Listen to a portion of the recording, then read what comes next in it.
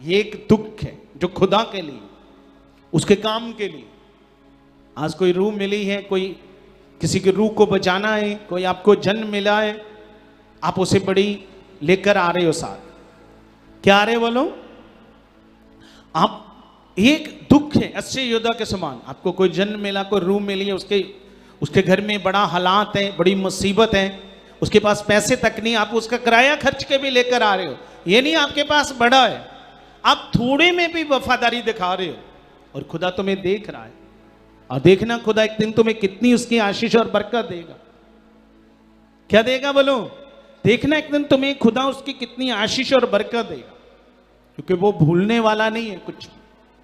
तुमने क्या क्या उसके राज्य के लिए, उसके किंगडम के लिए क्या क्या दुख उठाया।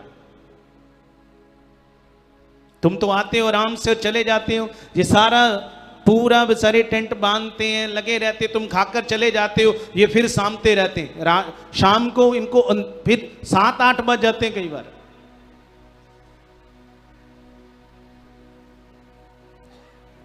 अगर हमने आराम से आकर बैठना है तो फिर उसका कम से कम उस चीज को तो पूरा करें। अगर आराम से आकर बैठना है, ये सारे दुख हैं जो खुदा के लिए हम उठाते हैं।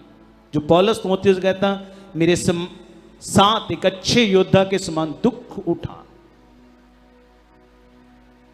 क्योंकि खुदा कभी भी किसी का रखने वाला नहीं। बोलो क्या है? अगर आप किसी को किराया खर्च कर भी लेकर आ रहे हो तो उसका अजर परमेश्वर आपको स्वर्ग से देगा। क्या देगा बोलो? इसका ना लुका 19 में देखना, एक दयालु सामरी करके प्रभु ने एक दृष्टांत दिया था। क्योंकि सामरी अन्य जाति था, लेवी और याजक परमेश्वर के चुने हुए थे, पर जो अन्य जाति था उसने यहां पे उसने एक दृष्टांत दिया कि एक जरीहो से, बोलो क्या है, एक जरीहो से एक आदमी आ रहा था, उसको डाकुओं ने घेर लिया, उसको मारा पीटा और सब कुछ उसका चुरा लिया, खो लिया और अधमुराज छोड़कर चले गए। वहां पे एक लेवी निकला, एक याजक निकला, उसे देखा और कन्नी कतराई और चले गए। और लिखा कि सामरी आया, अन्य जाति, और उसने उसको उठाया, अपनी स्वारी पे बैठाया। स्वारी मतलब समझे, जो भी उसकी घोड़ा गाड़ी, जो भी उस समय का जो भी कन्वेंस जो संद होगा उस पे बैठने का, तो उसको उस पर बैठाया और अपने साथ लिया, उसकी मल्लम पट्टी की, फिर एक सराह में छोड़ दिया और उसको कहा अगर इसका कोई और भी खर्च आए तो मैं भर दूंगा। एक अन्य जाति बंदा, प्रभु ने कहा कितनी दया दिखा रहा है, पर जो एक चुना हुआ व्यक्ति है, जिसको परमेश्वर ने अपने किंगडम में, अपने राज्य में अपनी सेवा के लिए बुलाया है, वो कुछ नहीं कर रहा। क्या नहीं कर रहा? वो कुछ नहीं कर रहा, कुछ नहीं कर रहा। और आस रखता है वो बड़ी बड़ी आशीषों की, बड़े बड़े कामों की। जितना तुम प्रभु की सेवा करोगे उतने तुम्हें ब्लेस करें। सच्ची बोलो, क्या करेगा? जितना तुम उसकी सेवा करोगे, वो सेवा खुदा के घर की हो, रूहों की हो, परमेश्वर के किसी भी काम की हो, पैसों को लेकर हो, कोई भी चीज हो। समझ आ रही है?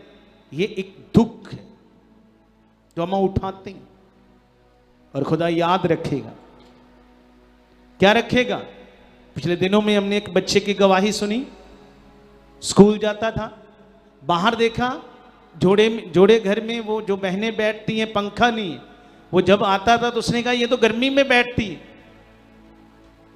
क्या बैठती हैं? मैं भी शायद 16 को 1700 रुपया, 2500 शायद, है ना? 2500 लेता था। क्या लेता था? और उससे भी 2000 का पंखा था। उन्होंने घर करा के पता नहीं 1700-1800 का वो पंखा लिया।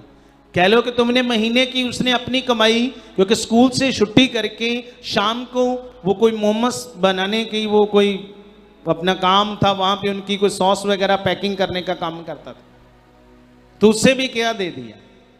जबकि उसका 25 को 250 बनता था, उसने 1800 का पंखा ले दिया। तो खुदा हर चीज को याद रखता है।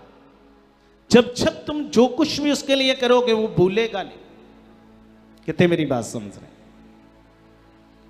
परमेश्वर ने तुम्हें बुलाया तो उसने तुम्हारी योग्यता को नहीं देखा। बाइबल कहते हैं उसने जगत के मूर्खों को, तुच्छों को, नीचों को, जो कुछ भी नहीं है उनको बुला लिया है कि ज्ञानवानों को भी तुम्हारे सामने लज्जावान कर दे। पर अगर तुम अपनी बुलाहट को कि खुदा ने मुझे क्यों बुलाया, अगर आप ध्यान नहीं दोगे, बस आए और बैठे चले गए, कभी आए कभी नहीं आए, हाँ कोई मीटिंग की महत्ता नहीं, कितने बजे आना, क्या करना, कौन सा प्रोफेटिक वर्ड दिया, कोई ध्यान नहीं।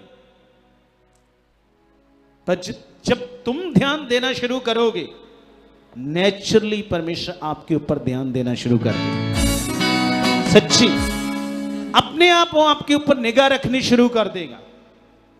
देखो फिर तुम्हारे कैसे हर हालात से तुम्हें बचाता, जहां पर भी तुम जाओगे कैसे तुम्हें वो सफलता देगा, कैसे तुम्हारे बिगड़े हुए कामों को बनाएगा। पर कब होगा? जब तुम ऐसा दिल रखोगे। आमीन, हालेलुया।